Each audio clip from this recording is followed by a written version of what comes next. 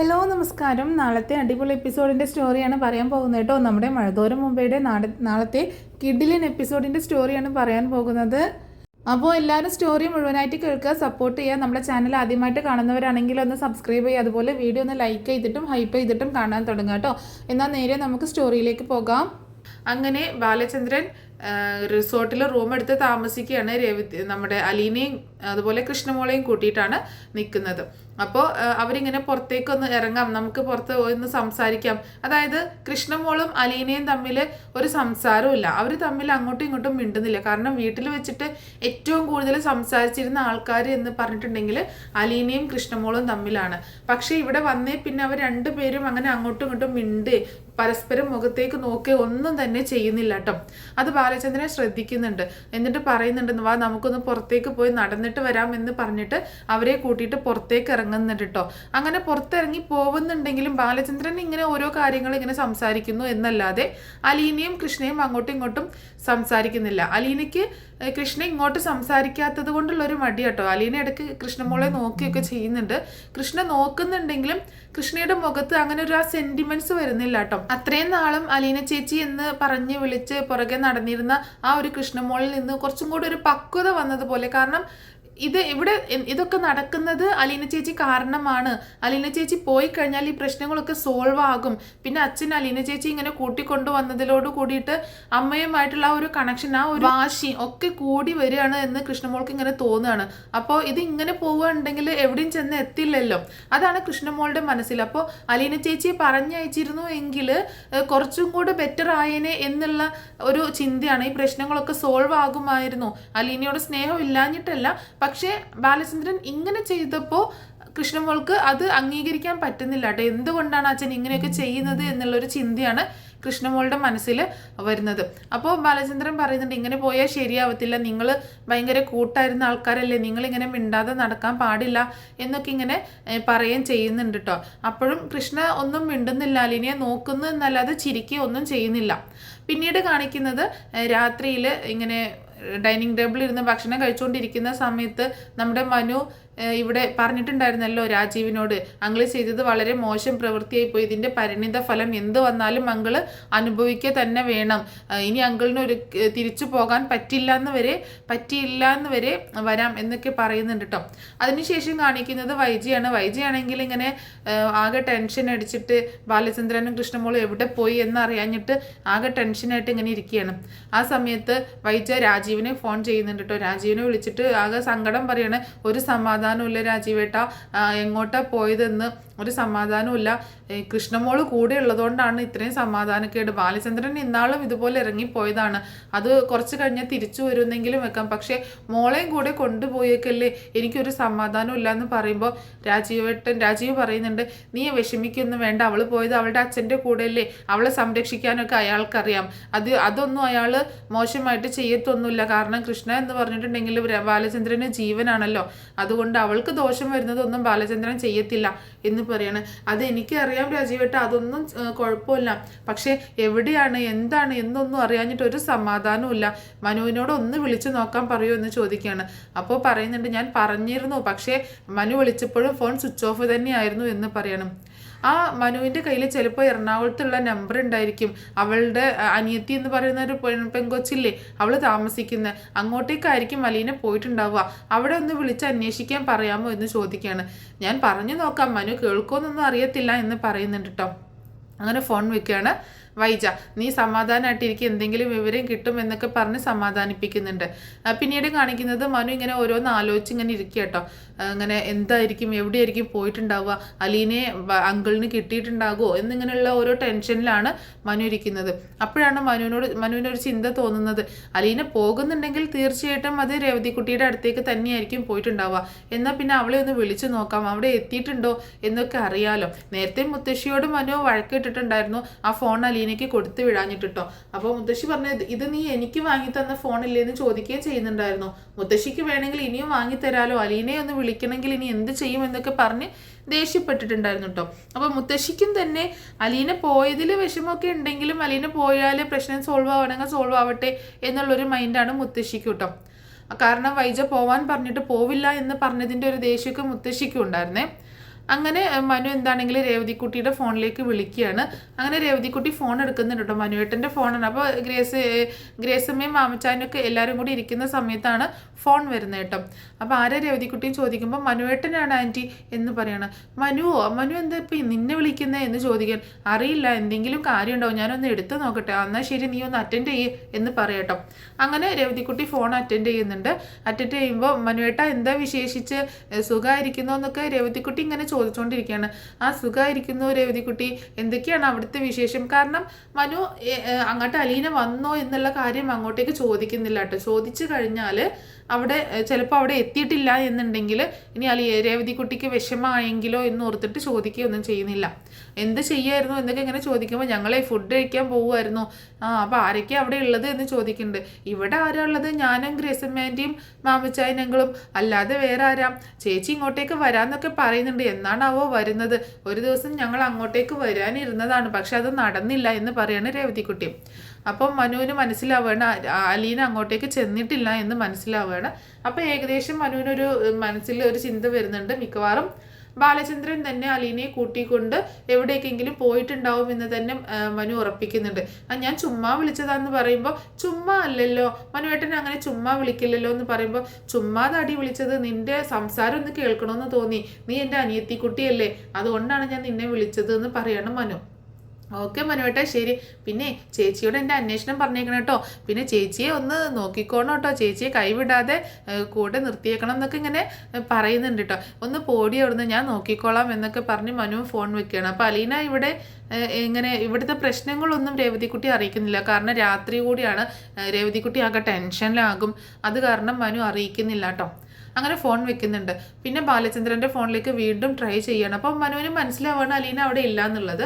അപ്പോൾ ബാലചന്ദ്രനെ ഒന്നുകൂടി വിളിക്കുന്നുണ്ട് കേട്ടോ. വിളിച്ചിട്ട് മനു വിളിച്ചു നോക്കുമ്പോൾ ഫോൺ സ്വിച്ച് ഓഫ് ആണ്, ഫോൺ കിട്ടുന്നില്ല കേട്ടോ. അങ്ങനെ പിന്നെ ഇനിയിപ്പോൾ എന്തായാലും വിളിച്ചിട്ട് കാര്യമില്ല എന്നുള്ള രീതിയിൽ മനു പിന്നെ ആ ശ്രമം അവിടെ നിർത്തുകയാണ്. ആ സമയത്താണ് രാജീവ് അങ്ങോട്ടേക്ക് വരുന്നത്. രാജീവ് വന്നിട്ട് മനു നീ കിടന്നോ എന്ന് ചോദിക്കണ്ടില്ല അങ്കിളെ, ഇല്ല കൊച്ചാ എന്താ കാര്യം എന്ന് ചോദിക്കുകയാണ്. വൈജ ഇപ്പോൾ വിളിച്ചിരുന്നു, ബാലചന്ദ്രനെ വിളിച്ചിട്ട് കിട്ടുന്നില്ല, ഞാനും വിളിച്ചു നോക്കി, ഫോൺ സ്വിച്ച് ഓഫ് ആണ് എന്ന് പറയാട്ടോ. നിൻ്റെ കയ്യിൽ എറണാകുളത്തെ നമ്പർ ഉണ്ടോ? എറണാകുളത്ത് അവളുടെ ആരോ ഉണ്ടല്ലോ, അവളെടുക്ക് അവിടെ പോയി നിൽക്കാറുണ്ടെന്ന് വൈജ പറഞ്ഞു. അവിടുത്തെ നമ്പർ ഉണ്ടോ? അവിടെ എങ്ങാനും അലീന ചെന്നിട്ടുണ്ടോ? അതല്ല ബാലചന്ദ്രൻ അവിടെ ചെന്ന് അലീനയെ കൂട്ടിക്കൊണ്ടുപോയോ എന്നൊക്കെ അറിയാനാന്ന് പറയുമ്പോൾ അതൊക്കെ എന്തിനാ അങ്ങളെ നമ്മൾ അന്വേഷിക്കുന്നത്? അലീന ഇവിടെ നിന്ന് പോയി, ഇനി അലീന എവിടെയെങ്കിലും പോയിക്കോട്ടെ, നമ്മളത് അന്വേഷിക്കേണ്ട കാര്യമില്ലല്ലോ. ആൻറ്റിക്ക് ഇപ്പം എന്തിനാണ് അലീന അവിടെ എത്തിയോ എന്ന് അറിയേണ്ട കാര്യം എന്ന് ചോദിക്കുമ്പോൾ എനിക്കറിയാം ആൻറ്റിയുടെ ഉദ്ദേശം എന്താണെന്ന്. അലീന അവിടെ എത്തിയോ എന്നല്ല, അലീന അവിടെ എത്തിയിട്ടുണ്ടെങ്കിൽ അലീനയെ കാണാൻ ബാലചന്ദ്രൻ വന്നിരുന്നോ, ബാലചന്ദ്രൻ അവളെ അവിടെ നിന്ന് കൂട്ടിക്കൊണ്ട് പോന്നോ എന്നറിയാനല്ലേ എന്ന് ചോദിക്കുകയാണ്. നിനക്ക് പറ്റുമെങ്കിൽ ഒന്ന് വിളിച്ചു നോക്ക് എന്ന് പറയുമ്പോൾ ഞാൻ വിളിച്ചായിരുന്നു, പക്ഷെ അവിടെ അലീന എത്തിയിട്ടില്ല എന്ന് പറയാണ് മനു. അലീന അവിടെ എത്തിയിട്ടില്ലെന്നോ? അലീന അവിടെ എത്തിയിട്ടില്ല. അവിടെ ഞാൻ പിന്നെ അലീനയെ വീട്ടിൽ നിന്ന് ഇറക്കി വിട്ട കാര്യമൊന്നും ആ കുട്ടിയോട് പറയാൻ നിന്നില്ല. കാരണം ആ കൊച്ചാകെ വിഷമിച്ചു പോകും, അവർ തമ്മിൽ അത്രയും സ്നേഹത്തിലാണ് എന്ന് പറയണേ. അലീന പിന്നെ അവിടെ എത്തിയില്ലെങ്കിൽ അലീന പിന്നെ എവിടെ പോയി എന്നിങ്ങനെ ആലോചിക്കുകയാണ് രാജീവ്. എനിക്കറിയാൻ പാടില്ല. അപ്പോൾ ബാലചന്ദ്രൻ എങ്ങാനും അലീനയെ തിരിച്ചു കൂട്ടിക്കൊണ്ട് വന്നിട്ടുണ്ടാവുമോ? ഇനിയിപ്പോൾ ഹരി പറഞ്ഞതുപോലെ അലീനയും കൂട്ടിയിട്ട് വല്ല ഹോട്ടൽ റൂമിലും വല്ല റിസോർട്ടിലും വാഗമണിലൊക്കെ പോയി റൂം എടുത്തിട്ടുണ്ടാവുമോ എന്നൊക്കെ ഇങ്ങനെ ചോദിക്കുകയാണ്. എനിക്കറിയാൻ പാടില്ല അങ്ങളെ, നിങ്ങളെല്ലാവരും കൂടി വരുത്തി വെച്ചതല്ലേ, ഇനി എന്താണെങ്കിലും നിങ്ങൾ അനുഭവിക്കുക എന്ന് പറയണം മനു. എന്നിട്ട് മനു അവിടെ നിന്ന് പോവാട്ടോ, മാറിപ്പോവാണ്. അങ്ങനെ അത് കഴിഞ്ഞു. പിന്നീട് കാണിക്കുന്നത് നമ്മുടെ ബാലചന്ദ്രൻ ഇങ്ങനെ രാത്രിയിൽ ഉറക്കൊന്നും വരാതെ ഇങ്ങനെ പുറത്തിങ്ങനെ ഉലാത്തിക്കൊണ്ടിരിക്കുക കേട്ടോ. അതായത് ആ റിസോർട്ടിൻ്റെ മുറ്റത്ത് ഇങ്ങനെ വന്ന് അങ്ങോട്ടും ഇങ്ങോട്ടും ഇങ്ങനെ നടക്കണം ആ തണുപ്പത്ത്. അതേസമയം റൂമിലാണ് അലീനയും നമ്മുടെ കൃഷ്ണമോളും ഉള്ളത് കേട്ടോ. കൃഷ്ണമോള് ഡ്രസ്സൊന്നും കൊണ്ടുവരാത്തത് കാരണം ഡ്രസ്സൊന്നും മാറിയില്ല. പക്ഷേ ബാലചന്ദ്രനൊക്കെ ഒന്ന് ഡ്രസ്സ് മാറി, അതുപോലെ അലീനയും ഡ്രസ്സ് മാറി കേട്ടോ. അപ്പോൾ കൃഷ്ണയോട് ഡ്രസ്സ് എൻ്റെ ഏതെങ്കിലും ഡ്രസ്സ് വേണമെന്ന് ചോദിച്ചപ്പോൾ കൃഷ്ണ അതിനൊന്നും മറുപടി ഒന്നും പറഞ്ഞില്ല കേട്ടോ. കൃഷ്ണയ്ക്ക് അലീനയോട് ഇങ്ങോട്ട് മിങ്കിളാവാൻ ഭയങ്കര മടിയുണ്ട്. അപ്പോൾ ബാലചന്ദ്രൻ ആണെങ്കിൽ റൂമിലും ഇല്ല, അലീനയും കൃഷ്ണമോളും മാത്രമേ ഉള്ളൂ. അപ്പോൾ അലീന കൃഷ്ണയുടെ അടുത്ത് ചെന്നിട്ട് സംസാരിക്കാൻ ശ്രമിക്കുമ്പോഴൊക്കെ കൃഷ്ണ അധികം വല്ലാണ്ട് മൈൻഡ് ചെയ്യാനായിട്ട് നിൽക്കുന്നില്ല കേട്ടോ. അത് അലീനയ്ക്ക് ഭയങ്കര വിഷമം ഉണ്ടാക്കുന്നുണ്ട്. അപ്പോൾ അച്ഛൻ എന്തെന്ന് ചോദിക്കുകയാണ് കൃഷ്ണമോള്. സാറ് പുറത്തേക്ക് പോകുന്നത് കണ്ടു എന്ന് പറയാട്ടോ. അപ്പോൾ കൃഷ്ണമോള് ബാലചന്ദ്രനെ അന്വേഷിച്ച് പുറത്തേക്ക് ഇങ്ങനെ വരികയാണ്. അങ്ങനെ പുറത്തേക്ക് വരുന്ന സമയത്ത് നോക്കുമ്പോൾ അവിടെ മുറ്റത്ത് ഇങ്ങനെ ബാലചന്ദ്രൻ ഇങ്ങനെ നടക്കുന്നത് കാണുക കേട്ടോ. അങ്ങനെ കൃഷ്ണമോള് താഴേക്ക് ഇറങ്ങി ചെല്ലുന്നുണ്ട്. അപ്പോൾ അലീനയോടാണെങ്കിലും വലിയ മൈൻഡ് ഇല്ലാത്തത് കാരണം അലീനയ്ക്ക് ഭയങ്കര വിഷമാണ്. അലീന അത് അവൾ പോണത് നോക്കി അങ്ങനെ നിൽക്കുകയാണ്. അങ്ങനെ ബാലചന്ദ്രൻ്റെ അടുത്തേക്ക് ചെല്ലുകയാണ് കൃഷ്ണമോള്. എന്നിട്ട് അച്ഛ എന്ന് വിളിക്കുമ്പോൾ ആ മോൾ ഉറങ്ങിയില്ല ഇതുവരെ, അലീന എന്തേ, അലീന ചേച്ചി റൂമിലുണ്ട് എന്ന് പറയണേ. അലീന ഉറങ്ങിയോ എന്ന് ചോദിക്കുമ്പോൾ ഇല്ല റൂമിലുണ്ട് എന്ന് പറയണം. നിനക്ക് അലീനയോട് ദേഷ്യമാണോ മോളെ എന്ന് ചോദിക്കുമ്പോൾ എനിക്ക് ദേഷ്യമൊന്നുമില്ല അച്ഛാ, പക്ഷേ അലീന ചേച്ചി പോയി കഴിഞ്ഞാൽ നമ്മുടെ വീട്ടിലെ പ്രശ്നമൊക്കെ തീരില്ലേ, അത് മാത്രമേ ഉള്ളൂ എൻ്റെ മനസ്സിൽ. നമ്മുടെ വീട്ടിലെ പ്രശ്നങ്ങളൊക്കെ തീരണം, അച്ഛനും അമ്മയും പഴയതുപോലെ ആവണം എന്ന് പറയാട്ടോ. അച്ഛനും അമ്മയും ഇനി ഒരിക്കലും പഴയതുപോലെ ആവില്ല മോളെ, അതിനിപ്പോൾ അലീന പോയാലും ആവാൻ പോകുന്നില്ല എന്ന് പറയാട്ടോ. അച്ഛൻ പറയുന്നതൊന്നും എനിക്ക് മനസ്സിലാവുന്നില്ല അച്ഛൻ, അച്ഛൻ എന്താ പറയണത് എന്നിങ്ങനെ ചോദിക്കുകയാണ് കൃഷ്ണമോള്.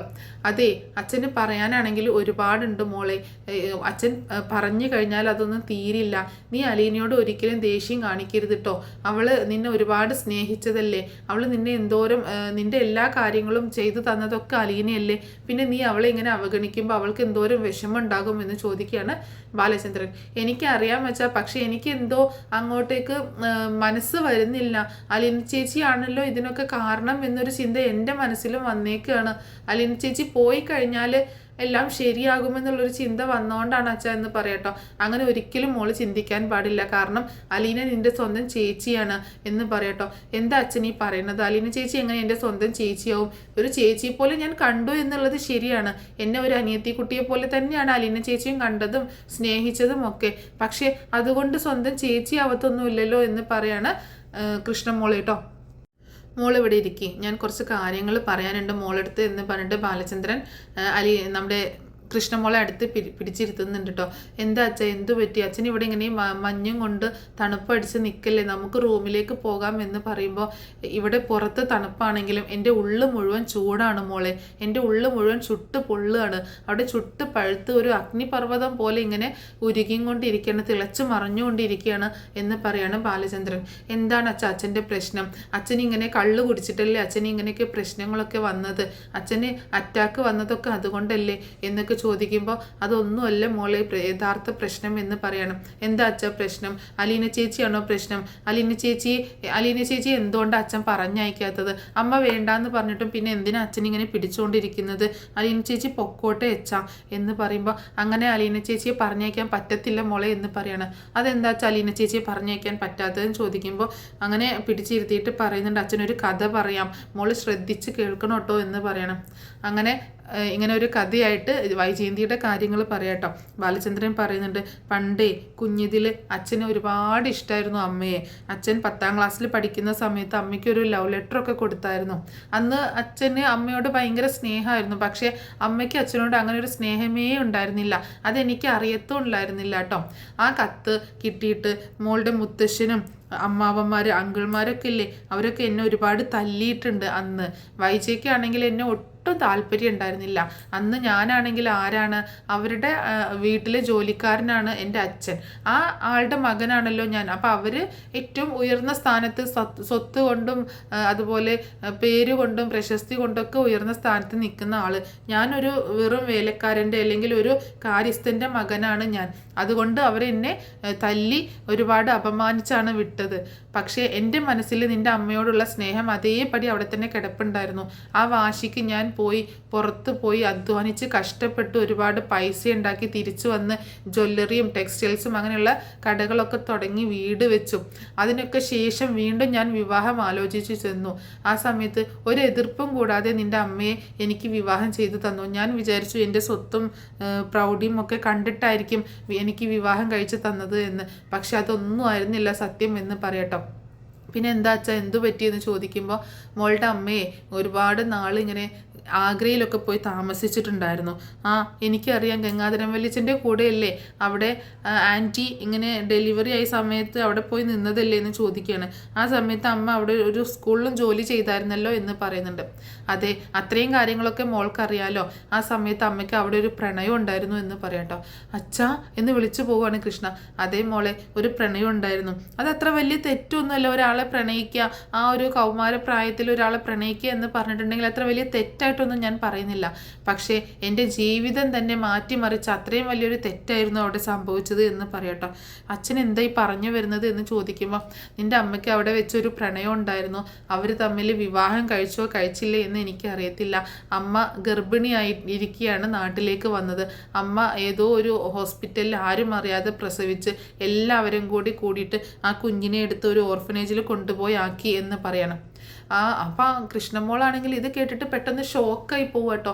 ഇത്രയും കാര്യങ്ങളൊക്കെ ഇങ്ങനെ പറയണത് കേട്ടിട്ട് ആകെ ഷോക്കായി പോകണം. അച്ഛൻ എന്തൊക്കെയാണ് പറയണത്? അമ്മ വിവാഹത്തിന് മുമ്പ് അമ്മയ്ക്ക് വേറൊരു കുഞ്ഞ് ജനിച്ചെന്നോ? എനിക്കൊന്നും മനസ്സിലാവുന്നില്ല അച്ഛാ. മോൾക്ക് ഇതിൻ്റെ കാര്യങ്ങളൊന്നും മനസ്സിലാക്കാനുള്ള പ്രായമായി വരുന്നതേ ഇല്ലേ ഉള്ളൂ. എന്നാലും കാര്യങ്ങളൊക്കെ പറഞ്ഞാൽ മനസ്സിലാകും മോൾക്ക്. അതുകൊണ്ടാണ് ഞാൻ മോളോട് പറയുന്നത്.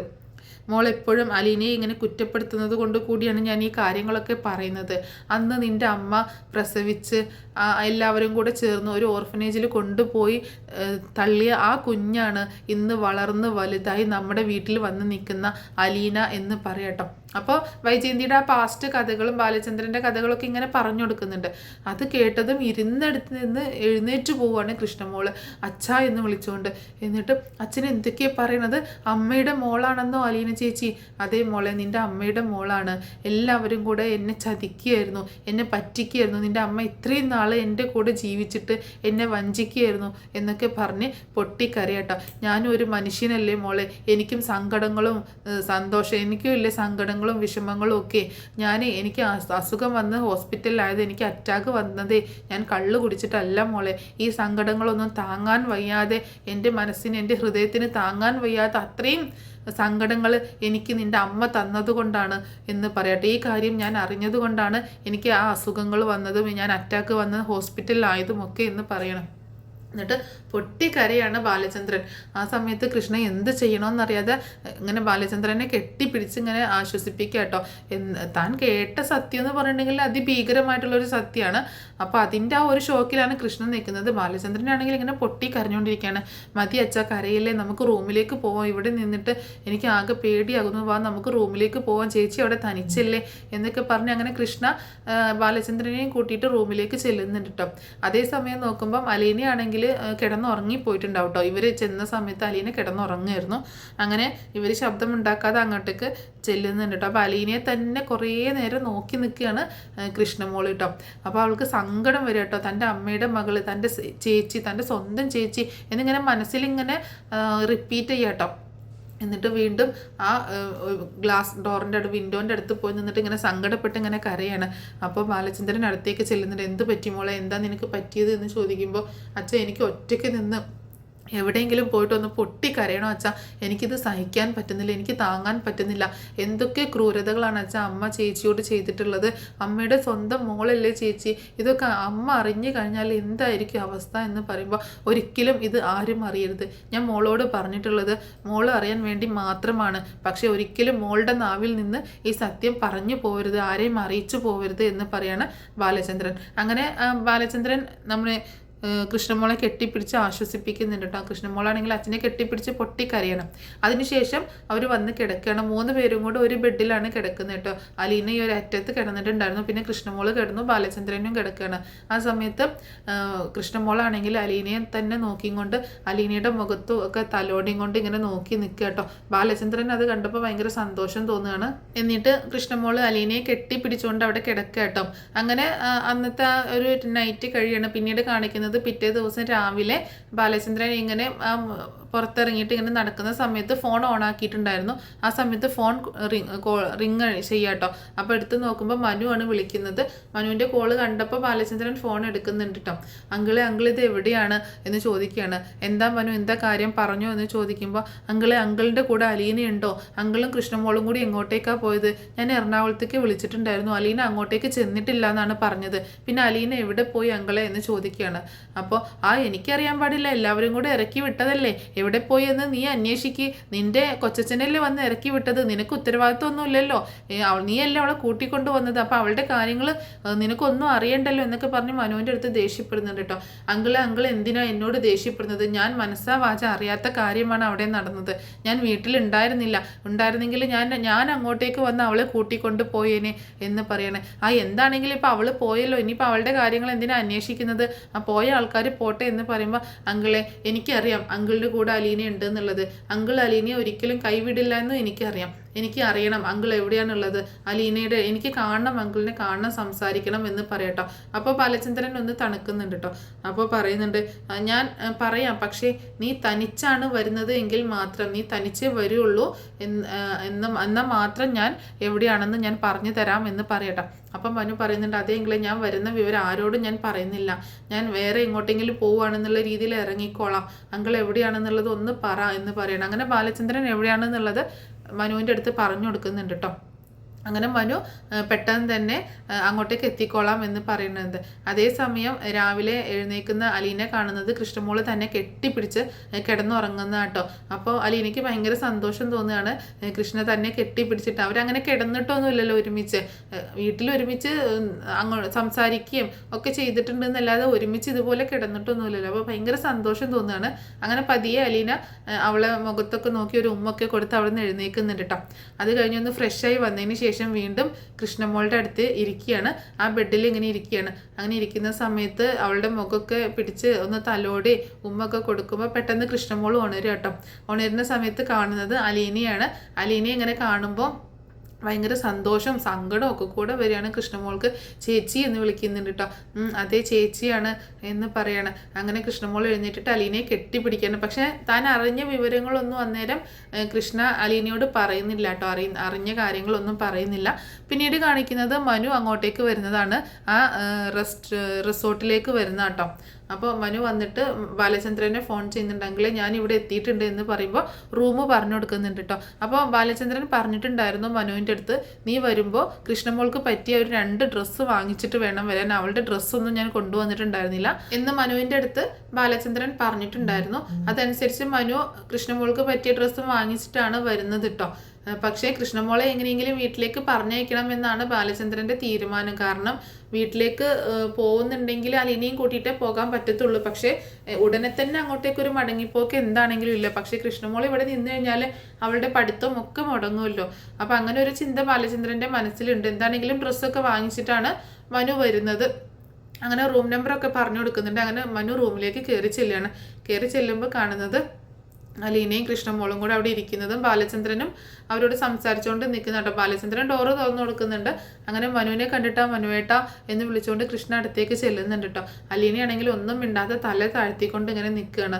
അപ്പോൾ മനു വന്നിട്ട് പറയുന്നുണ്ട് അലീനയുടെ അടുത്ത്, നല്ല ആളാണ്, വീട്ടിൽ നിന്ന് പോകുമ്പോൾ എന്നെ അറിയിക്കണമെന്ന് പറഞ്ഞിട്ട് എന്നോട് ഒരു വാക്ക് പറയാതെ വീട്ടിൽ നിന്ന് ഇറങ്ങിപ്പോയല്ലേ എന്ന് ചോദിക്കുമ്പോൾ അലീന കരച്ചിലിൻ്റെ വക്കിലെത്തിയിട്ടല്ലേ അലീന കരയാൻ തുടങ്ങുകയാണ്. മതി ഞാൻ കരയാനും മാത്രം ഒന്നും പറഞ്ഞില്ല, നീ ഇനി കരയല്ലേ എന്ന് പറയണം. അങ്ങനെ ബാലചന്ദ്രൻ്റെ അടുത്ത് മനു വന്നിട്ട് ചോദിക്കുന്നുണ്ട്, എന്താ അങ്കിള് ഇതൊക്കെ, അങ്കിള് എന്താണ് ഉദ്ദേശിക്കുന്നത്, ഇനി എന്താ ചെയ്യാൻ പോകുന്നത് എന്നൊക്കെ ചോദിക്കുമ്പോൾ ഇനി എന്താണ് ചെയ്യാൻ പോകുന്നതെന്ന് എനിക്ക് ആലോചിക്കണം മനു, അതുകൊണ്ട് കൂടിയാണ് ഞാൻ നിന്നോട് കൂടി വരാൻ പറഞ്ഞത്.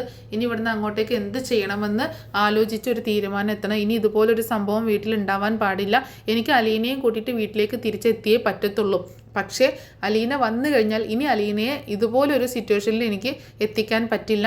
അതിന് നിൻ്റെ കൂടി സഹായം എനിക്ക് വേണം എന്ന് പറയണം. ഞാൻ എന്താണ് അങ്കിളെ ചെയ്യേണ്ടതെന്ന് ചോദിക്കുമ്പോൾ നീ ഏതായാലും കൃഷ്ണമോളെയും കൂട്ടിയിട്ട് ഇന്ന് പോവണം എന്ന് പറയാട്ടോ. അപ്പോൾ കൃഷ്ണ പറയുന്നുണ്ട്, ഇല്ല അച്ഛൻ ഞാൻ പോവില്ല, ചേച്ചിയും അച്ഛനെയും ഇവിടെ വിട്ടിട്ട് ഞാൻ പോവില്ല എന്ന് പറയാട്ടോ. ചേച്ചിയും അച്ഛനെയും കൂടി ഇവിടെ ഹോട്ടൽ റൂമിൽ വിട്ടിട്ട് പോയ അമ്മ വേറെ എന്തെങ്കിലുമൊക്കെ പറഞ്ഞുണ്ടാക്കും, അമ്മയ്ക്ക് അറിയില്ലല്ലോ എന്ന് പറയണം. അപ്പോൾ ബാലചന്ദ്രൻ കൃഷ്ണയെ ഒന്ന് നോക്കുന്നുണ്ട് കേട്ടോ.